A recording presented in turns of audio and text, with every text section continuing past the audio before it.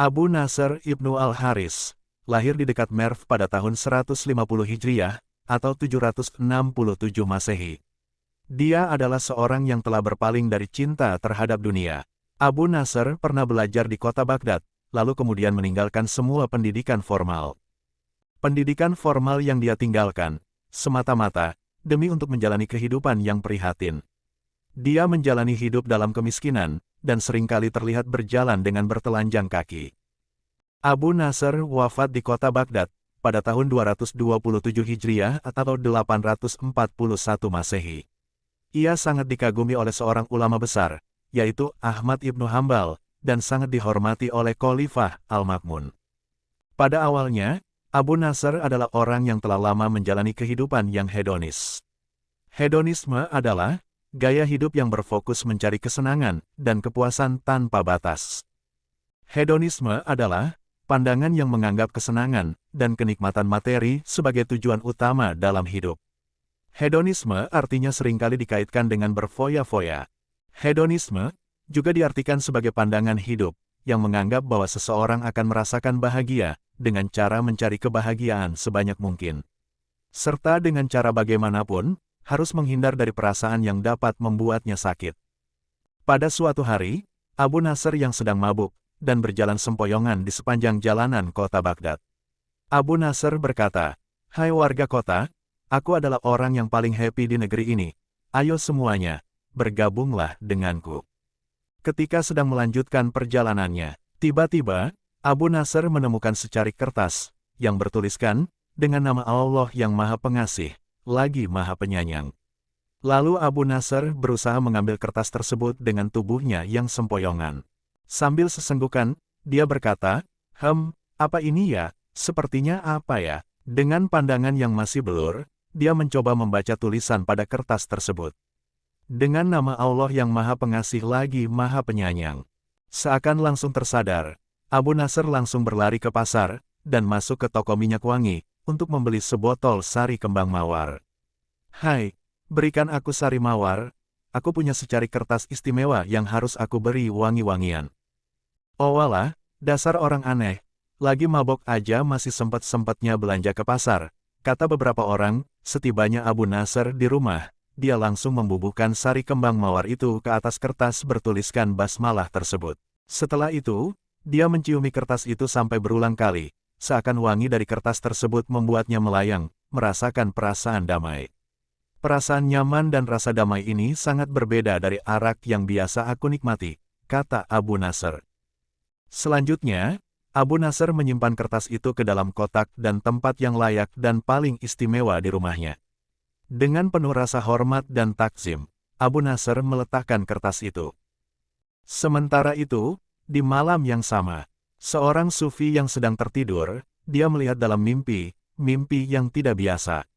Samar dalam pandangan, namun sangat jelas memberikan sebuah pesan yang harus disampaikan kepada Abu Nasr.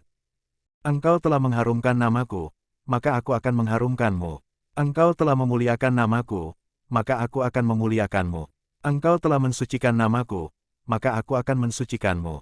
Maka, dengan kekuasaanku, aku sungguh akan mengharumkan namamu di dunia dan akhirat." Seperti itulah pesan wangsit yang harus disampaikan pada Abu Nasr. Seketika itu, sufi langsung terjaga. Dia seakan tak percaya dengan mimpi yang baru saja dialaminya. Kok Abu Nasr ya? Bukankah dia orang yang tidak bermoral? Oh, mungkin saja mimpiku keliru, kata sufi tersebut. Kemudian, sufi mengambil air wudhu, sholat, lalu kembali tidur. Mimpi yang sama pun kembali terulang 2-3 kali. Sampai akhirnya, sufi merasa yakin dengan kebenaran mimpi yang dia alami. "Wah, kalau begitu, mimpiku benar adanya." Pada keesokan harinya, sufi pergi untuk mencari keberadaan Abu Nasr. Akhirnya, sufi menemukan Abu Nasr yang sedang berpesta anggur dengan teman-teman tongkrongannya. "Udah dong bos, minuman oplosan aja lu maruk amat sih," kata teman Abu Nasr. "Maaf, apakah ada Abu Nasr di sini? Aku ada perlu dengannya." "Iya, ada apa wahai orang tua, apakah kamu ingin bergabung dengan kami untuk bersenang-senang?" kata teman Abu Nasr. "Katakan pada Abu Nasr, aku punya pesan untuknya. Pesan dari siapa, wahai orang tua? Pesan dari Allah, jawab Sufi. Ah, pesan makian atau sebuah penyucian, tanya Abu Nasr. Sebenarnya, Abu Nasr tidak merasa aneh dengan pesan yang disampaikan Sufi, karena jauh hari dia memiliki firasat yang sama. Meskipun secara fisik, Abu Nasr bersikap tidak bermoral di mata manusia, namun sejatinya, hati dan jiwanya senantiasa dibimbing oleh Tuhannya untuk menemukan hakikat dari ketuhanan yang sejati. Sehingga pesan dari Sufi hanyalah pelengkap saja. Pada dasarnya, setiap manusia yang akan diberi petunjuk oleh Tuhannya. Serusak dan sebejat apapun dia, pasti sebelumnya dia telah diberi firasat. Sedangkan, apa yang disampaikan orang lain, sifatnya hanya menguatkan dari firasat itu saja. Sejak saat itu, Abu Nasr berubah menjadi sosok yang berbeda. Dia kemudian mengambil jalan penyangkalan diri, dan selalu diliputi pandangan terhadap Tuhannya. Dia tidak pernah lagi mengenakan alas kaki, sehingga dijuluki Abu Nasr si telanjang kaki. Aku telah berdamai dengan Tuhanku, rasanya, aku malu untuk memakai alas kaki. Tuhanku telah berkata padaku, untuk menjadikan bumi sebagai permadani bagiku, maka tidak sepantasnya aku mengenakan alas kaki saat menginjak permadani para raja. Imam Ahmad ibnu Hambal, yang pada saat itu menyandang predikat sebagai ulama besar. Beliau tidak jarang, dengan sengaja menemui Abu Nasr, hanya untuk menimba ilmu. Hal ini menimbulkan banyak protes dari para murid Imam Ahmad ibnu Hambal. Mereka berkata, saat ini, Anda adalah seorang ulama tanpa tanding, dalam bidang hadis, fikih, teologi dan banyak ilmu pengetahuan. Lalu mengapa Anda masih mau bergaul dengan Abu Nasr, yang terkenal sebagai manusia tak bermoral di kota ini? Imam Ahmad menjawab protes itu dengan bijak. Memang benar, aku lebih unggul daripada Abu Nasr dalam semua ilmu pengetahuan yang kalian sebutkan. Tapi ketahuilah, jika sesungguhnya Abu Nasr mengenal Allah lebih baik daripada aku. Imam Ahmad sang ulama besar, tanpa rasa ragu, malu, dan gengsi.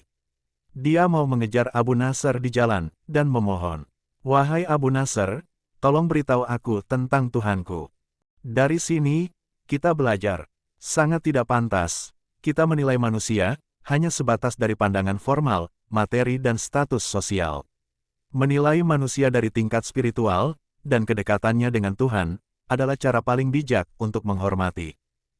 Di balik proses wusul para sufi, tidak lepas dari gejolak jiwa mereka, gejolak dengan rusaknya semua manusia. Dan juga gejolak terhadap rusaknya ibadah semua manusia. Serta gejolak rusaknya ilmu yang dimiliki manusia, karena tercampur dengan nafsu. Pada fase ini, seorang sufi tidak lagi memiliki rasa untuk menganggap sesuatu itu spesial. Karena melihat segala sesuatu, termasuk juga dirinya sendiri berada dalam kerusakan, kerugian dan kehancuran di sisi Allah. Orang yang tidak pernah mengalami fase ini, selamanya dia akan terjebak dalam sifat keakuan, yaitu menjadikan ibadah, ilmu dan status sosialnya sebagai Tuhan. Dan tanpa sadar, dia telah menjadikan dirinya sendiri sebagai Tuhan. Gimana menurut kamu sob? Jika kamu tidak setuju, silakan komentar di sini.